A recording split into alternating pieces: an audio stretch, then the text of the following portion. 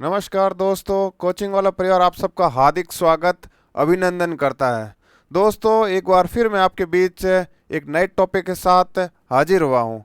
आज दोस्तों हम वर्गीकरण के अंदर विषय निर्माण की जो विद्या है उनको पढ़ेंगे, ठीक है, और उनको साथ समझेंगे ये कि एग्ज़ाम के अंदर किस अकॉर्डिंग क्वेश्चन आते हैं और उन क्वेश्चनों को हम किस प्रकार से ट्रैकल कर सकते हैं। और दोस्तों, मैं आपको ये विश्वास दिला दूं, यदि आप इस वीडियो को पूरा देखते हो तो एग्ज़ाम के पर्पस से ये वीडियो वेरी इंपॉर्टेंट है। साथ ही जो आपके एग्ज़ाम के अंदर क्वेश्चन आएंगे वो क्वेश्चन दोस्तों लगभग इसी वीडियो के अंदर से आएंगे, क्योंकि मैं आपको इस 40-45 मिनट के वीडियो के अंदर पूरा एकदम थ्योरेटिकल और प्रैक्टिकल दोनों ये बताऊंगा कि किस प्रकार आपके क्वेश्चन एग्ज़ाम के अंदर पुटअप होते हैं। और पिछले जो ईयर के कुछ क्वेश्चन थे उनको भी मैं आपके दोस्तों बीच में रखूंगा और आपको साथ साथ में बताऊंगा कि ये किस प्रकार से क्वेश्चन एग्ज़ाम के अंदर पूछे जाते हैं। चलो दोस्तों, आज का स्टार्ट करते हैं सेशन विषय निर्माण की विधियाँ।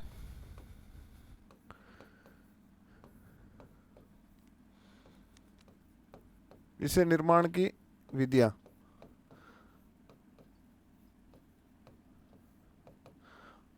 अब दोस्तों, विषय निर्माण की विद्या है तो नाम से ही वैसे पता चल रहा है कि हमें कोई सब्जेक्ट है और उस सब्जेक्ट के अकॉर्डिंग कोई निर्माण होता है, तो वो पढ़ना है हमें कि किस प्रकार से विषय का निर्माण होता है और उनमें क्या अपने रहता है कि कई बार क्या होता है कि दो विषय मिल जाते हैं, कई बार किसी विषय के एकल मिल जाते हैं। तो दोस्तों, स्टूडेंट काफ़ी इसमें कंफ्यूज रहते हैं कि ये विषय मिलना और एकल मिलना आखिर होता क्या है। तो दोस्तों, आपको मैं सिंपल परिभाषा के अंदर बता दूं कि आपको पता है कि ज्ञान की प्रकृति समय समय पर परिवर्तन होती है। क्या होती है दोस्तों? ज्ञान की प्रकृति होती है जो ज्ञान की प्रकृति। हमने दोस्तों ज्ञान जगत पढ़ा था तो उसमें यह भी पढ़ा था कि ज्ञान की प्रकृति क्या होती है दोस्तों? समय समय पर परिवर्तन होती है। क्या होती है दोस्तों? समय पर परिवर्तन होती है। समय पर परिवर्तन होती है। तो दोस्तों, समय पर परिवर्तन होती है जब ज्ञान एक साथ संगठित हो जाता है। क्या होता है दोस्तों? ज्ञान जब संगठित हो जाता है, संगठित संगठित ज्ञान से क्या होता है दोस्तों? संगठित ज्ञान से विषय का निर्माण होता है। विषय का निर्माण होता है दोस्तों, ठीक है। जब विषय का निर्माण होता है तो दोस्तों आप सबको पता है कि विषय को पढ़कर ज्ञान प्राप्त करते हैं। ज्ञान प्राप्त करते हैं। जैसे पुस्तकालय विज्ञान है, वो तथ्य के रूप में इकट्ठा होकर क्या हुआ दोस्तों? एक संगठित ज्ञान से विषय का निर्माण हो गया पुस्तकालय विज्ञान का। और आज हम कोई ऐसा रंगनाथन की बुक है या फिर कोई वीएम उग्नियों की कोई पुस्तक है, उसको पढ़ के दोस्त हम अपने ज्ञान में क्या कर रहे हैं? ज्ञान प्राप्त कर रहे हैं। और जब ये ज्ञान प्राप्त हो जाता है दोस्तों, तो आगे चलकर ये क्या होता है दोस्तों? ज्ञान प्राप्त क्या है? ज्ञान से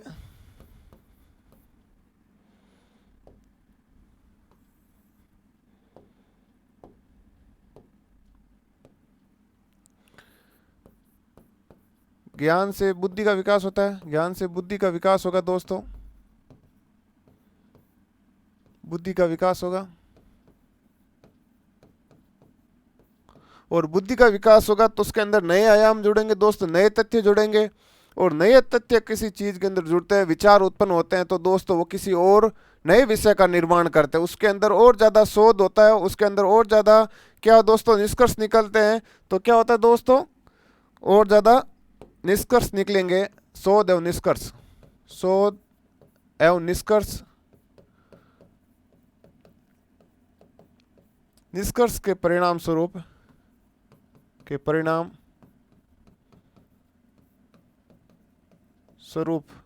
क्या होगा दोस्तों? ज्ञान की प्रकृति वापस बदलेगी। क्या बदलेगी? ज्ञान की जो प्रकृति है, यानी कि जो हम किसी चीज के अंदर या किसी वस्तु या विषय के अंदर दोस्तों हम ज्यादा शोध या निष्कर्ष करेंगे तो उसकी और ज्यादा प्रकृति परिवर्तन होगी। जब प्रकृति परिवर्तन होती है तो दोस्तों ज्ञान की प्रकृति चेंज होगी, और ज्ञान की प्रकृति चेंज होगी तो समय के साथ परिवर्तन होगा, समय के साथ परिवर्तन होगा तो ज्ञान क्या होता है दोस्तों, संगठित होकर विषय का निर्माण करते। इस तरह से क्या है, वापिस दोस्तों कोई विषय है तो उसके अंदर क्या परिवर्तन हो जाता है। जैसे आज पहले पुस्तकालय विज्ञान था, पुस्तकालय विज्ञान के साथ में दोस्तों फिर क्या जुड़ा, पुस्तकालय सूचना विज्ञान जुड़ा। आने वाले समय के अंदर दोस्तों पुस्तकालय एवं सूचना विज्ञान का नाम समय के साथ और ज़्यादा परिवर्तन हो सकता है। मान लो कि पुस्तकालय के अंदर टेक्नोलॉजी का ज़्यादा यूज हो जाएगा और जो मुद्रित रूप में पुस्तकें हैं वो धीरे धीरे अंदर दोस्तों कम हो जाएगी, तो उस प्रकृति के अनुसार उसका भी नाम दोस्तों चेंज होता जाएगा। ठीक है, तो इस प्रकार हम समझते हैं कि विषय का कि जो ये चेंज होने की जो प्रोसेसिंग है, इसको दोस्तों क्या एक हमें एक मेथड के अंदर पढ़ेंगे। ठीक है, कि किस प्रकार, यानी ऐसे कई नियम होते हैं जिसमें कई बार क्या दो सब्जेक्ट मिल जाते हैं, दो मेन विषय होते हैं, जैसे कोई ज्योग्राफी और पॉलिटिक्स है, इस तरह के जो विषय हैं वो क्या आपस में मिल जाते हैं, जिससे क्या दूसरे के नए विषय का निर्माण हो जाता है। और कई बार क्या होता है दोस्तों, आप एकल पढ़ते हो। एकल का मतलब दोस्तों ये होता है, एकल यानी आइसोलेट। आइसोलेट का मतलब दोस्तों सिंपल भाषा में ये समझाऊं कि जिससे हमें ज्ञान प्राप्त होता है लेकिन वो एक विषय के रूप में संगठित नहीं होते हैं दोस्तों, यानी विषय नहीं बोल सकते उसको।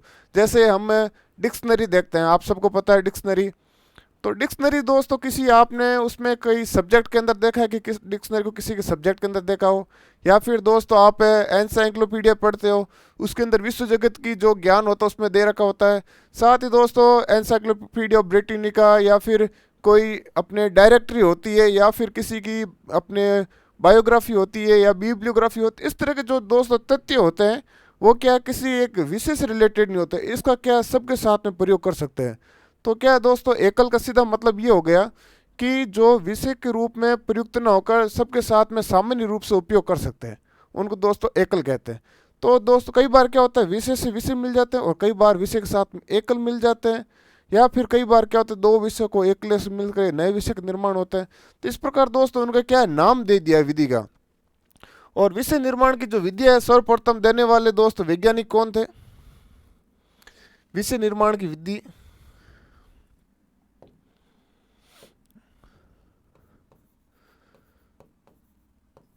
विषय निर्माण की विधि सर्वप्रथम किसने दी थी दोस्तों? सर्वप्रथम दी थी एस.आर. रंगनाथन ने। किसने दी दोस्तों? एस.आर. रंगनाथन। कब दी दोस्तों?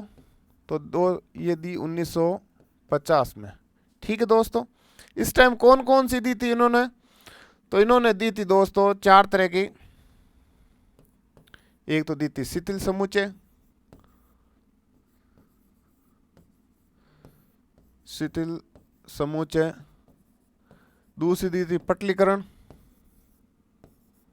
यानी लेमिनेशन। तीसरी दी थी दोस्तों विच्छेदन। और चौथी दी थी दोस्तों अनाच्छादन। तो दोस्तों आपको एग्जाम में सीधा सा सिंपल भी पूछ सकता है क्वेश्चन कि विषय निर्माण की विधि का सर्वप्रथम देने वाले कौन से वैज्ञानिक थे? तो दोस्तों वो एस.आर. रंगनाथन थे। कब दी? तो 1950 के अंदर दी। और उस टाइम जो सर्वप्रथम दी थी उसकी संख्या कितनी है ये भी पूछ सकता है। तो चार संख्या थी दोस्तों, कौन सी थी? शिथिल समुच्चय, पटलीकरण, विच्छेदन और अनाच्छादन। ठीक है, फिर आगे चल के क्या हुआ दोस्तों, 1960 के दशक में, 1960 के दशक में एस.आर. रंगनाथन ने दो और विद्या दी है। दशक में दो विधि दी। ठीक है, दो विधि वापस दी विषय निर्माण की, और उसका दोस्तों नाम क्या था? विलियन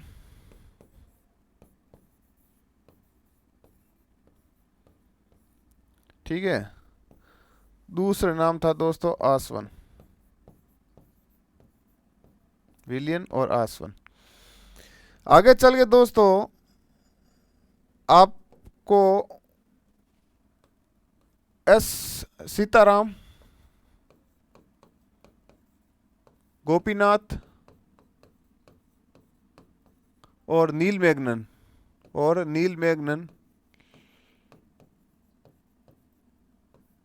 महोदय ने विषय निर्माण की जो विद्या थी उनको क्या किया दोस्तों, पुनर्गठित किया। ने विषय निर्माण की विधियों को विषय निर्माण की विधियों को पुनर्गठित किया, कि विधियों को दोस्तों क्या किया, पुनर्गठित किया। ठीक है, पुनर्गठित किया।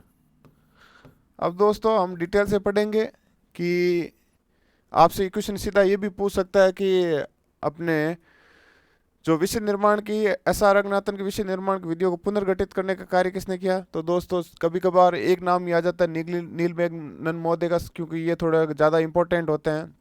गोपीनाथ और सीताराम का साथ में नाम याद रखना, और विषय निर्माण विधि के सर्वप्रथम देने वाले प्रयोक्ता पूछ सकते हैं, तो आप इसका सीधा सा आंसर देना। एस.आर. रंगनाथन कब दी, 1950 के अंदर कितनी दी, तो 4 दी। 1960 के दशक के अंदर 2 दोस्तों और दी, तो वो कौन सी नाम थी, विलियन और आसवन।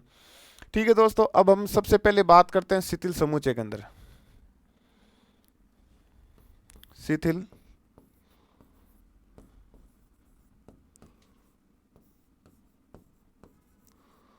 समुच्चय। तो दोस्तों इसमें क्या होता है, इसको लूज असेंबल बोलते हैं दोस्तों। इस तरह के विषय निर्माण की विधि में क्या होता है दोस्तों, 2 या 2 से अधिक विषय या उनके एकल मिलकर दोस्तों नए विषय का निर्माण करते हैं। क्या होता है, 2 या 2 से अधिक, 2 या 2 से अधिक विषय या एकल मिलने से मिश्रित विषय का निर्माण होता है। किस तरह का विषय दोस्तों, मिश्रित विषय का निर्माण होता है। मिश्रित विषय का निर्माण होता है। और दोस्तों जब हमने विषय के प्रकार पढ़े थे तो इसमें सरल विषय, मिश्रित विषय और जटिल विषय पढ़े थे। तो मिश्रित विषय के अंदर हमने दोस्त ये पढ़ा था कि इस तरह के विषय के अंदर दोस्तों मूल विषय की जो प्रकृति होती है वो कभी नष्ट नहीं होती है। ठीक है, उसके ऊपर दूसरे विषय का क्या रहता है दोस्तों, प्रभाव रहता है। इसी तरह दोस्तों जो मिश्रित विषय रहेगा शिथिल समुच्चय के अंदर, इसके अंदर यदि कोई मैथमेटिक्स के साथ में कोई आइसोलेट मिल जाता है, जैसे स्टैटिक्स है वो आइसोलेट मिल गया, तो दोस्तों मैथमेटिक्स मेन सब्जेक्ट रहेगा, और जो स्टैटिक्स आइसोलेट है अपने सांख्यिकी एक एकल है, वो दोस्त उसके ऊपर प्रभाव रख सकती है लेकिन उसको परिवर्तन नहीं कर सकती। ठीक है दोस्तों, अब आगे बात की जाए तो ये शिथिल समुच्चय दोस्तों होते कितने प्रकार के हैं। तो दोस्तों शिथिल समुच्चय कितने प्रकार के होंगे, 3 प्रकार के होंगे। कितने प्रकार के दोस्तों, 3 प्रकार के।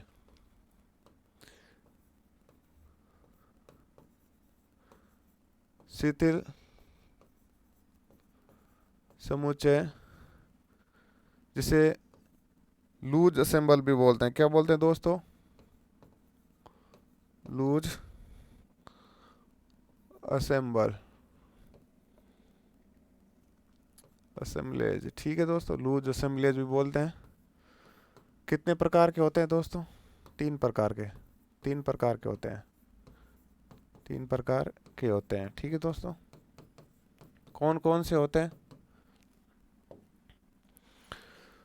तो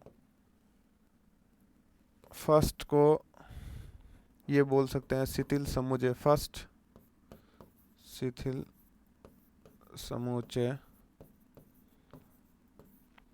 प्रथम, या यूं कह दो फर्स्ट, या इसको ओब्लिक में लगा के क्या कह सकते हो दोस्तों, अंतर विषय दशा संबंध, अंतर विषय दशा संबंध, इंटर सब्जेक्ट फेस रिलेशन, अंतर विषय दशा संबंध, इंटर सब्जेक्ट फेज रिलेशन। ठीक है दोस्तों, यदि दूसरी और बात करें, दूसरा क्या है तो शिथिल समुच्चय द्वितीय, शिथिल समुच्चय द्वितीय या सेकंड। ठीक है, इसको दोस्तों और किस नाम से जानते हैं, इसको दोस्तों कहते हैं अंतर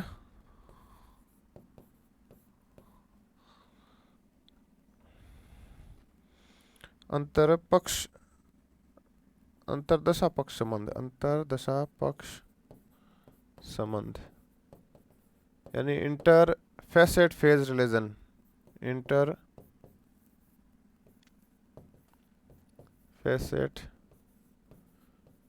फेज रिलेशन। आगे बात करें तीसरे की दोस्तों, कि तीसरा कौन सा है, तो जो तीसरा होगा दोस्तों उसको बोलेंगे शिथिल समुच्चय तृतीय, शिथिल समुच्चय थर्ड, या इंटर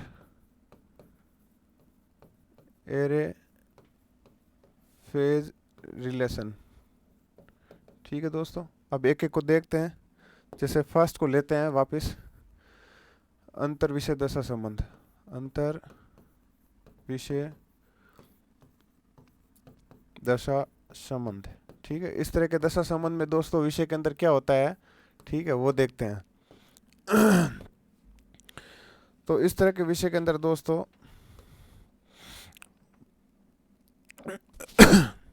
इस तरह के विषय या दशा संबंध में इस तरह के दशा संबंध में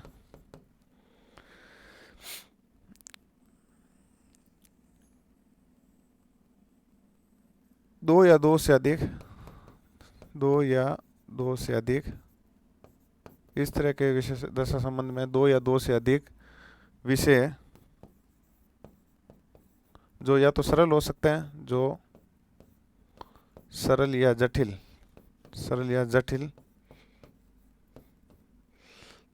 विषय का पारस्परिक क्या होता है दोस्तों, संबंधों का अध्ययन किया जाता है, संबंधों का अध्ययन किया जाता है। ठीक है दोस्तों, अध्ययन किया जाता है।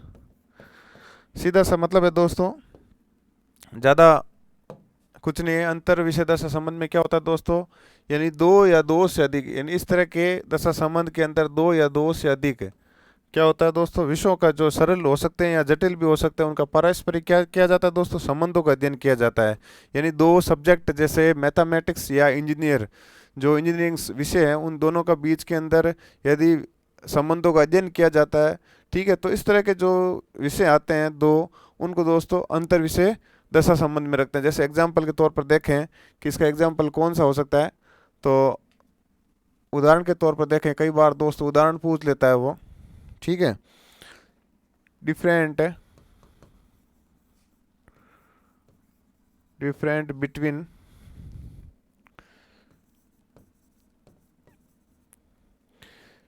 Between zoology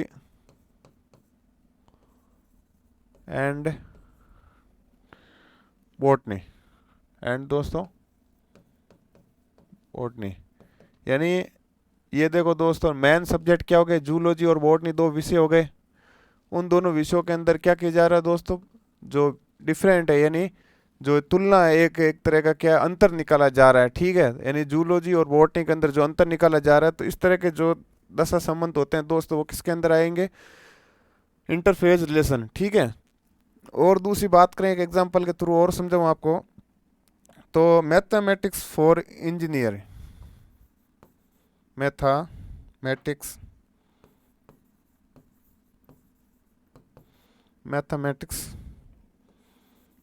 for engineering.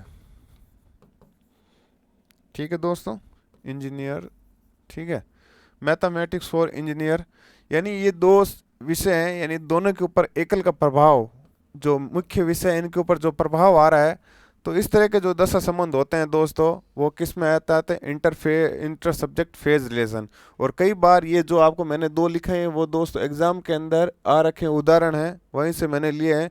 और हो सकता है कि आपके एग्जाम के अंदर कई बार हर क्वेश्चन रिपीट होता है, तो ये भी आने के चांस होते हैं कि आप इसको भी ध्यान रखें कि दोनों एग्जाम्पल है वो किसके हैं। ठीक है दोस्तों, आगे बात करें तो इंटर, अच्छा दोस्तों एक और बात है कि ये अंतर विषय दशा संबंध होते हैं, ये दोस्तों 6 प्रकार के होते हैं। जो अंतर विषय दशा संबंध है, दशा दशा संबंध संबंध 6 प्रकार के होते हैं। ठीक है दोस्तों, 6 प्रकार के होते हैं। ये दोस्तों अपने फेज रिलेशन पढ़ेंगे, उसके अंदर टॉपिक आएगा। जैसे इसमें एक सामान्य संबंध, जैसे आपको समझाऊं तो कौन कौन से 6 सामान्य संबंध। ठीक है दोस्तों, दूसरा जैसे झुकावात्मक झुकावात्मक संबंध, यानी जो किसी के प्रति झुका रहता है। ठीक है, तीसरे की बात करूं तो दोस्तों तुलनात्मक संबंध, तुलनात्मक संबंध। चौथा हो गया दोस्तों अपने विभेदात्मक संबंध, विभेदात्मक संबंध। और 5 हो गए दोस्तों प्रभावात्मक संबंध, प्रभावात्मक संबंध, यानी किसी के ऊपर प्रभाव रहता है, इफेक्ट रहता है दोस्तों। और एक लास्ट रह गया दोस्तों उपकरणात्मक संबंध, उपकरणात्मक संबंध। वैसे दोस्तों इसके एग्जाम्पल के थ्रू अपने एक दशा संबंध के अलग से एक टॉपिक लेंगे। ठीक है, उसके अंदर दोस्तों ये 6 है, इसको अपने विस्तृत रूप से पढ़ेंगे आगे एग्जाम्पल के थ्रू। उसके ऊपर जो एस आर रंगनाथन ने प्रत्ययों को एक चिन्ह दे रखा, अंक दे रखा है एग्जाम के पर्पज से, कई बार क्वेश्चन इससे रिलेटेड आते हैं, तो इसके ऊपर एक अच्छा सा विस्तृत वीडियो बनाएंगे। अभी एक बार आप ये ध्यान रख लो कि अंतर विषय दशा संबंध है वो दोस्तों 6 प्रकार के होते हैं। ठीक है, और अंतर पक्ष दशा संबंध है या अंतर इंटर एरे फेज रिलेशन है दोस्तों, ये तीनों होंगे शिथिल समुच्चय के अंदर। ये तीनों क्या होंगे दोस्तों? 6 प्रकार के होंगे। ठीक है, इसका विशेष ध्यान रखना। आगे बात करते हैं तो अपने इंटर फेसेट फेज रिलेशन। ठीक है दोस्तों, इंटर फेसेट फेज रिलेशन क्या होता है? तो इस तरह के अंदर दोस्तों जो दशा संबंध होते हैं, इस तरह के दशा संबंध में एक विषय के दो पक्षों मध्य पारस्परिक संबंध होता है। एक इस तरह के दशा संबंध में एक ही विषय के दो पक्षों के मध्य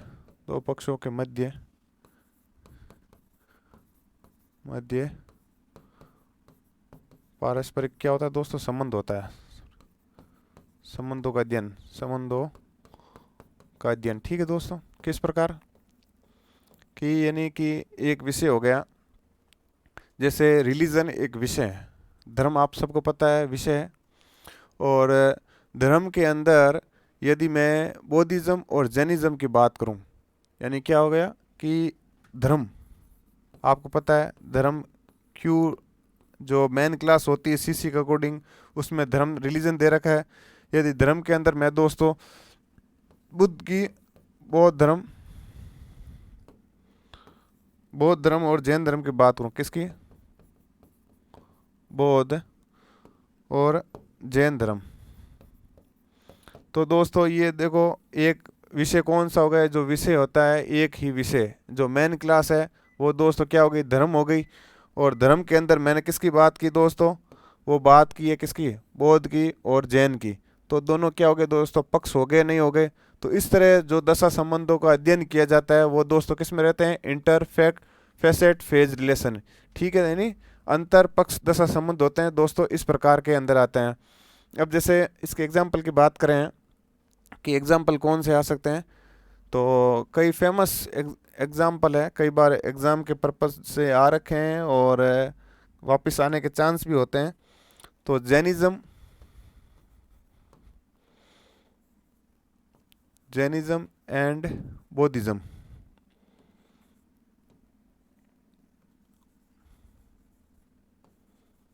बौद्धिज्म, ठीक है दोस्तों। इंटरपर्सनल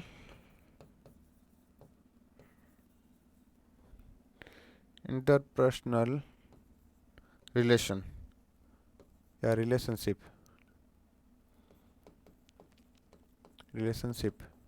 यानी बौद्धिज्म एंड जैनिज्म इंटरपर्सनल रिलेशनशिप, यानी बौद्ध और जैन धर्म है उनके बीच में जो दोस्तों संबंध है उनका अध्ययन किस में किया जाता है। तो दोस्तों बौद्ध और जैन धर्म एक ही धर्म से है, यानी धर्म के भाग है नहीं है। ठीक है, उनके अंदर दो पक्ष है, यानी जैन और बौद्ध धर्म। यदि इसके अंदर हिंदू एंड मुस्लिम आता, इंटरपर्सनल रिलेशनशिप आता, तो ये एक ही बात होती है, क्योंकि हिंदू और मुस्लिम दोनों दोस्तों धर्म के अंदर आते हैं और धर्म के अंदर आते हैं। और उनके दो पक्ष कौन से दोस्तों, बौद्धिज्म एंड जैनिज्म। और उन दोनों के बीच में क्या किया जा रहा है दोस्तों, अध्ययन किया जा रहा है। एक और उदाहरण देके दोस्तों, तो उसको मैं यूँ कह सकता हूँ कि Kalidas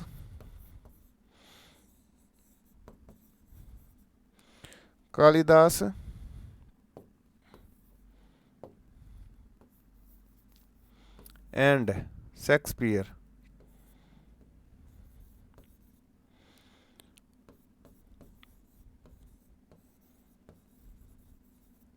Kalidas and Shakespeare comparative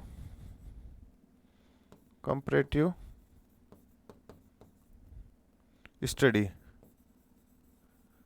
ठीक है, यानी क्या है, कालिदास और जो शेक्सपियर है उनके बीच में दोस्तों कंपैरेटिव स्टडी। ठीक है, यानी तुलनात्मक जो अध्ययन है।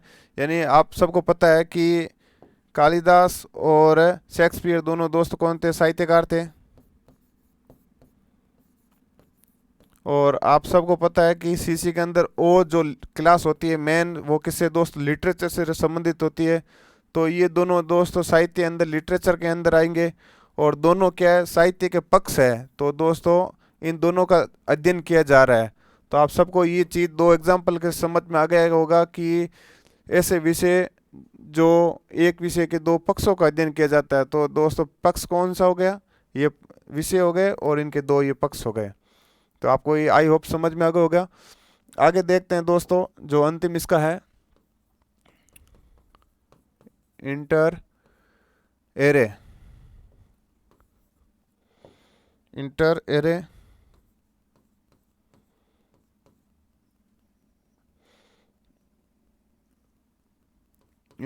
Phase relation. ठीक है दोस्तों, phase relation, inter array phase relation. अब दोस्तों इंटर एरे फेज रिलेशन क्या है, तो इसमें देखते हैं दोस्तों कि इस तरह के दशा संबंध में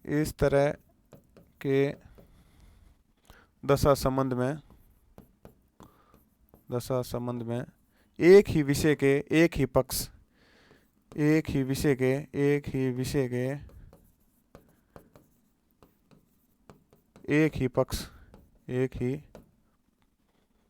पक्ष के दो एरो के मध्य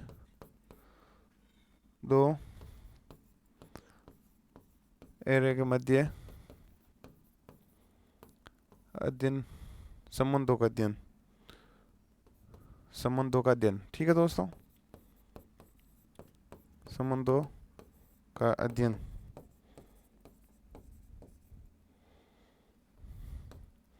ठीक है दोस्तों, यानी क्या है, इस तरह के दशा संबंध में एक ही विषय के एक ही पक्ष के दो या दो से अधिक, ठीक है, दो या दो से अधिक है,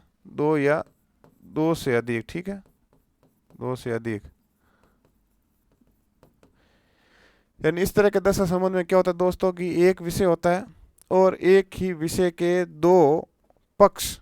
ठीक है, उन पक्षों के एरो के मध्य संबंध होता है। जैसे अपने एक विषय हिंदू धर्म या फिर धर्म ले लिया, एक विषय हो गया दोस्तों, और उसके एक पक्ष हिंदू धर्म के अंदर दोस्तों राजपूत और ब्राह्मण दो जाति के मध्य यदि हम जो अध्ययन करते तुलनात्मक, जैसे एग्जाम्पल के अंदर धर्म दोस्तों, आप पता है रिलीजन मेन क्लास हो गई, ठीक है। धर्म के अंदर हिंदू धर्म के अंदर दोस्तों क्या, एक तो हो गया राजपूत और एक हो गया विष्णु या फिर ब्राह्मण, कोई भी और। यदि इन दोनों के मध्य दोस्तों जो अध्ययन किया जाता है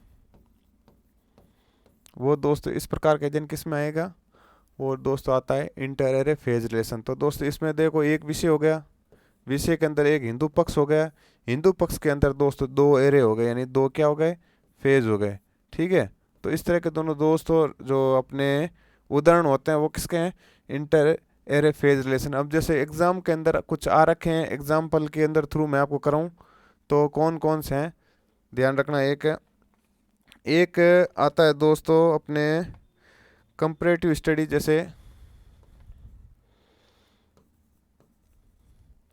कंपैरेटिव स्टडी,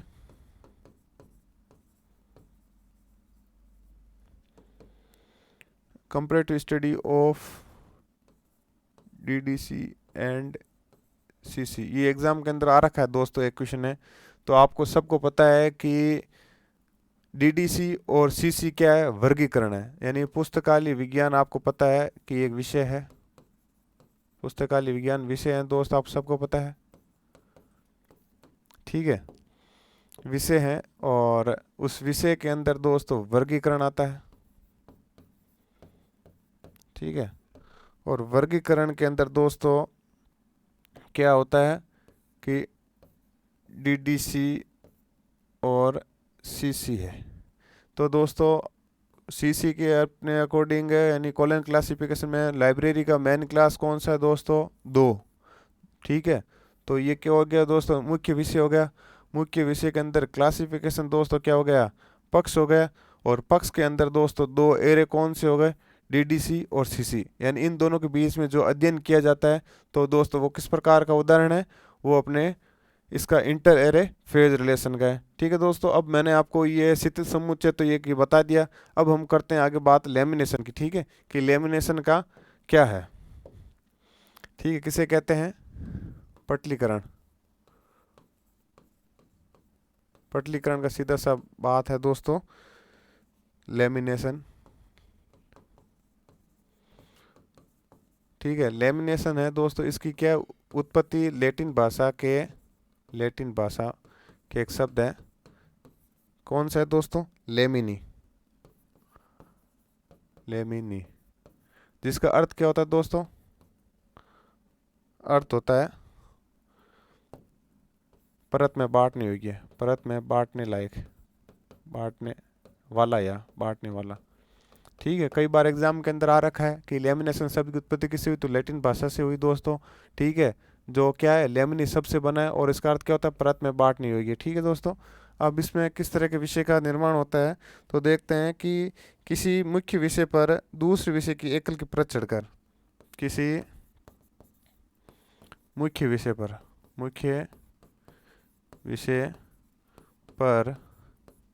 दूसरे विषय की परत चढ़कर, दूसरे विषय की परत चढ़कर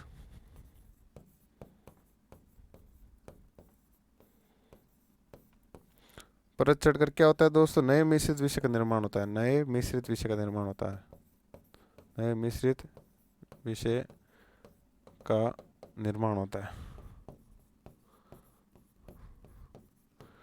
ठीक है दोस्तों। यानी क्या होता है कि एक सब्जेक्ट है, उस सब्जेक्ट के ऊपर दोस्तों एक नए दूसरे विषय की जो परत है वो चढ़ जाती है, जिससे क्या होता है दोस्तों, हमेशा एक नए विषय का निर्माण होता है। अब इसके अंदर दोस्तों किस प्रकार से हम इसके एग्जाम्पल के थ्रू इसको देखेंगे कि ये एक विषय के ऊपर किस प्रकार से दूसरे विषय की परत चढ़ती है, ठीक है। तो इसमें बात कही जाए तो क्लासिफिकेशन, एग्जाम्पल के थ्रू समझा रहा हूँ, क्लासिफिकेशन ऑफ periodical,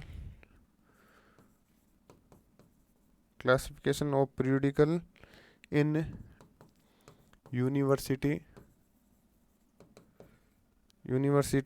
लाइब्रेरी। ठीक है दोस्तों, ये चीज़ है।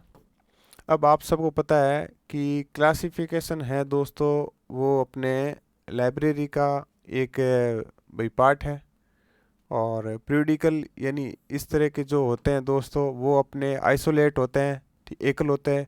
और यूनिवर्सिटी दोस्तों लाइब्रेरी के अंदर ही अपने, ये भी एक है मेन क्लास होगी लाइब्रेरी, और लाइब्रेरी के अंदर यूनिवर्सिटी दे रखी होती है।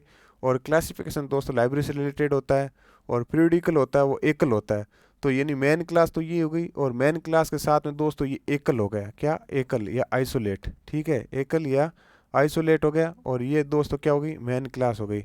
तो इन दोनों के ऊपर दोस्तों जो परत चढ़ रही है आइसोलेट, तो जिससे क्या है, एक नए विषय का निर्माण होता है। ठीक है, यानी मेन क्लास तो ये हो गई लाइब्रेरी, और आइसोलेट दोस्तों इसका एकल हो गया। तो इन दोनों के मिलने से क्या होता है दोस्तों, हमेशा एक नए विषय का निर्माण होता है। तो ये उदाहरण भी दोस्तों इस लेमिनेशन का है, और एग्जाम के अंदर आ रखा है नेट के अंदर। तो आप भी इसको एक बार ध्यान में रखना और इसको याद रखना, ताकि क्या यदि रिपीट हो तो आपके वापस काम आ सके। आगे बात करें दोस्तों, तो आता है विखंडन। नया विखंडन, नाम से ही पता चल रहा है दोस्तों, विखंडन यानी टूटना। ठीक है, इसे फ्यूजन कहते हैं दोस्तों, इंग्लिश में ध्यान रखना, कई बार आता है। ठीक है, और विखंडन है तो विखंडन के अंदर इस विषय का निर्माण में क्या होता है दोस्तों, बंटने से क्या होता है, नए विषय का निर्माण होता है। इस तरह के विषय में, इस तरह के विषय में बंटने से क्या होता है दोस्तों, बंटने से नए विषय का निर्माण होता है।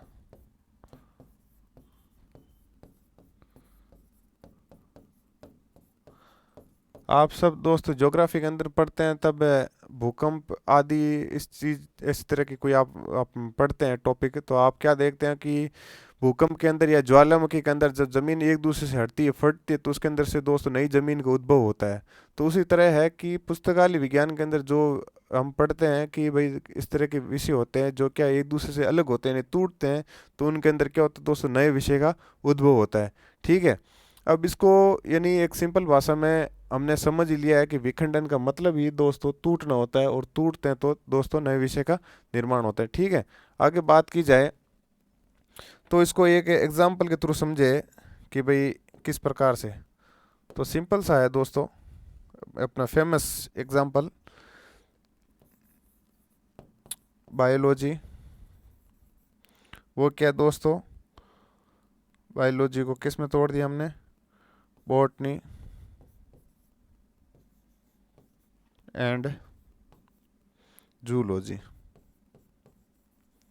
ठीक है दोस्तों, एग्जाम्पल के थ्रू आपको समझ में आ गया कि किस प्रकार विखंडन, यानी जो बायोलॉजी था, यदि हम उस बायोलॉजी को तोड़ते हैं दोस्तों, इस प्रकार विषय जो विखंडन होता है, तो उसमें दोस्तों बॉटनी और जूलॉजी जैसे विषय का निर्माण होता है। ठीक है दोस्तों, इस तरह के विषय निर्माण की विधि आपको समझ में आ गई है। अब आगे और बात करते हैं एग्जाम्पल का दोस्तों, इसका विशेष ध्यान रखना क्योंकि एग्जाम के पर्पज से इम्पोर्टेंट है।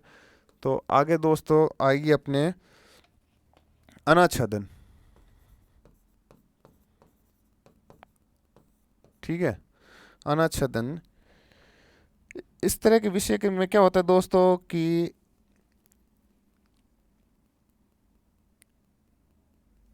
यानी इस तरह उसमें तो दोस्तों अपने अनाज विखंडन में क्या हो रहा था दोस्तों, यानी विषय का विच्छेदन हो रहा था। जैसे ये विषय है, इस विषय का क्या है कि दो भागों में टूट गया। जबकि अनाच्छादन में दोस्तों क्या होता है, परत दर परत। जैसे एग्जाम्पल के थ्रू आपको मैं समझाऊंगा कि परत दर परत कैसे होता है। इस तरह के दशा संबंध में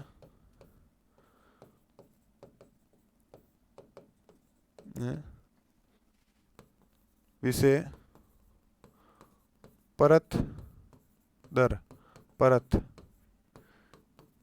विभाजित होते हैं, विभाजित होते हैं। एग्जाम्पल के थ्रू समझाऊँ दोस्तों, तो जैसे अपने विश्व, यदि विश्व को परत के रूप में बांटें तो दोस्तों विश्व के बाद में क्या आता है, एशिया। और परत के रूप में बांटें तो दोस्तों आता है भारत। भारत के अंदर और बांटे तो दोस्तों आ गया राजस्थान। राजस्थान को और बांटे दोस्तों तो आ गया जोधपुर। जोधपुर को और बांटे तो आ गया दोस्तों ओशिया। ओशिया को और बांटे तो दोस्तों गांव आ गया मेरा बिकम कोर। ठीक है, इस तरह से यानी दोस्तों परत दर परत हो रहा है। विश्व एक थी, विश्व से फिर एशिया, एशिया से भारत, भारत से राजस्थान, राजस्थान से जोधपुर, जोधपुर से ओशिया, ओशिया से बिकम कोर, यानी एक परत के ऊपर परत उतर रही है। ठीक है, तो दोस्तों इस प्रकार ये क्या है, अनाच्छादन का है, डेन्यूडेशन जिसे बोलते हैं। इस प्रकार के दशा संबंध में परत दर परत होते हैं। आपसे कई बार एग्जाम के अंदर ये पूछ रखा है कि किस तरह के दशा संबंधों में विषय परत दर परत विभाजित होता है, तो दोस्तों किसमें होता है, अनाच्छादन में होता है। ठीक है, अब बात की जाए और तो इसका एग्जाम्पल तो आपको समझ में आ ही गया होगा। और आगे हम बात करें तो दोस्तों आती है नए विषय निर्माण की विधि, विलयन। किसकी आती है दोस्तों, विलयन। नाम से दिख रहा है विलयन। ठीक है, इसमें क्या होता है कि मुख्य विषय आपस में मिलकर दोस्तों नए विषय का निर्माण करते हैं। इस तरह की विषय निर्माण विधि में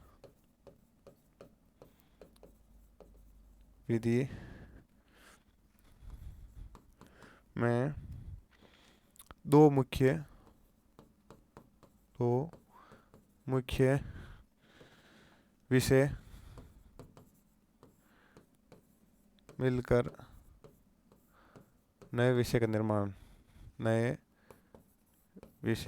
करते हैं, नए विषय का निर्माण करते हैं। दो विषय कैसे दोस्तों, जैसे जियोग्राफी विषय हो गया, आप सबको पता है ज्योग्राफी। ठीक है, ज्योग्राफी विषय और ज्योग्राफी के साथ में दोस्तों पॉलिटिक्स, ये दो विषय हो गए। यदि इन दोनों विषय को मिलाएं साथ में तो दोस्तों नए विषय का उत्पादन होता है जियोपॉलिटिक्स। जियोपॉलिटिक्स ये नए विषय हो गए। ठीक है, यदि बायोलॉजी को केमिस्ट्री में मिलाएं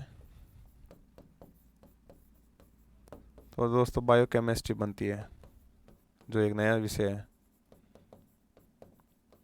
ठीक है, तो इस प्रकार जो एग्जाम्पल है दो, ध्यान रखना एग्जाम के अंदर ये वेरी इंपॉर्टेंट है। और आ सकते हैं एग्जाम्पल दे के आपको सीधा पूछ सकते हैं कि जियोपॉलिटिक्स या बायोकेमिस्ट्री है वो किस तरह विषय निर्माण की विधि का उदाहरण है, तो दोस्तों विलियन का हो गया। ठीक है, समझ में आ गया। दो विषय ज्योग्राफी और पॉलिटिक्स या बायोलॉजी या केमिस्ट्री, ये दोनों विषय हैं और दोनों विषय के यदि साथ में मिलते हैं तो नए विषय का निर्माण होता है विलियन के अंदर। नाम से दोस्तों पता चल रहा है विलियन है दो विषय का निर्माण का। ठीक है, आगे बात की जाए तो अपने विषय आएगी आसवन। आसवन का मतलब होता है दोस्तों शुद्ध रूप। क्या होता है, शुद्ध रूप। और इस तरह के विषय निर्माण में सर्वथा नए शुद्ध विषय का निर्माण होता है। इस तरह के विषय निर्माण विधि में सर्वथा हमेशा शुद्ध विषय का निर्माण होता है, यानी एक जन्म होता है दोस्तों नए विषय का। ठीक है, निर्माण होता है। जैसे एग्जाम्पल के थ्रू देखें तो मैनेजमेंट, क्या दोस्तों, किसका उदाहरण है दोस्तों, मैनेजमेंट। जैसे मैनेजमेंट है दोस्तों नए विषय के रूप में उद्भव हुआ है, तो ये क्या दोस्तों शुद्ध विषय, यानी इसके ऊपर किसी एक विषय का प्रभाव नहीं है और ना किसी विषय के विभाजन से बना है। ये अपने आप में क्या दोस्तों नए विषय के रूप में जन्म हुआ है। तो आसवन के अंदर दोस्तों क्या होता है, इस तरह विषय में सर्वथा शुद्ध विषय का निर्माण होता है। ठीक है, मैनेजमेंट। और तो आपसे ये पूछ भी सकता है और एग्जाम के अंदर आ भी रखा है उदाहरण। ठीक है, अब एक आखिरी और है दोस्तों, उसको देखते हैं। उसका दोस्तों नाम है समूहन। क्या है? समूहन, जिसे दोस्तों क्लस्टरिंग भी कहते हैं। क्या कहते हैं? क्लस्टरिंग। इस तरह के विषय का निर्माण क्या होता है? इसमें क्लस्टर का मतलब होता है दोस्तों बंडल या गुच्छा। क्या होता है?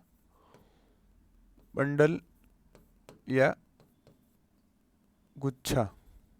जैसे चाबी का गुच्छा होता है या बंडल होता है, बीड़ी का बंडल जैसे देखते हैं, या इस प्रकार के जो बंडल होते हैं, तो इस तरह के होता है। ठीक है, यानी इसमें क्या होता है, बहुत सारे विषय आपस में साथ में मिलते हैं। क्या होता है दोस्तों, इस तरह के विषय निर्माण पद्धति में कई विषय आपस में गुच्छे की तरह रहते हैं। इस तरह के विषय निर्माण में कई विषय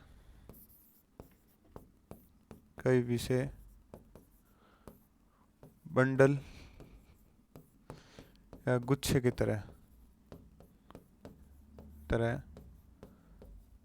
साथ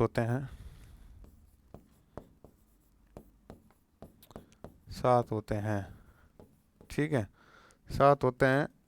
और क्या आपस में अलग भी हो सकते हैं दोस्त। क्या होता है? साथ होते हैं और समय पर, और यह अलग भी हो सकते हैं।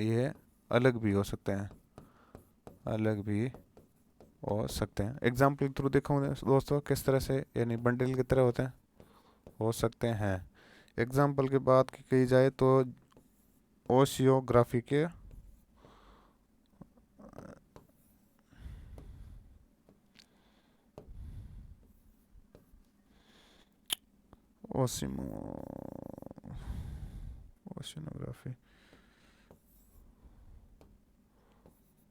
ओशिनोग्राफी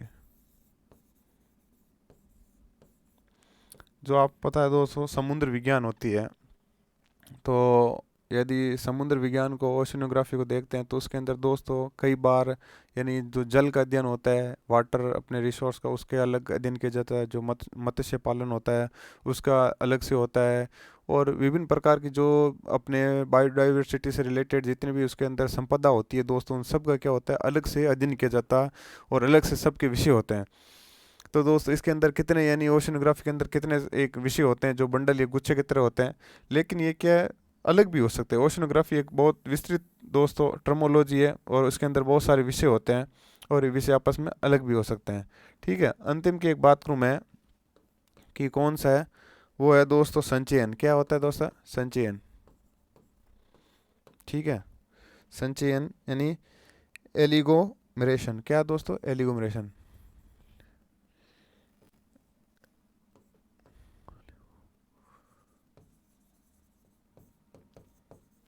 ये क्या होता है दोस्तों, यानी ये भी दोस्तों, यानी कि विषय एक है, समुच्चय साथ में रहते हैं। इस तरह विषय में क्या होता है दोस्तों, कई विषय मिलकर एक वृहद स्वरूप वाले विषय का निर्माण करते हैं। इस तरह के विषय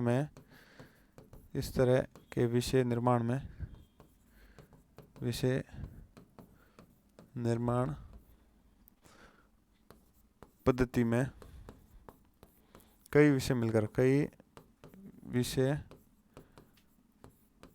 मिलकर वृहद स्वरूप वाले विषय का निर्माण करते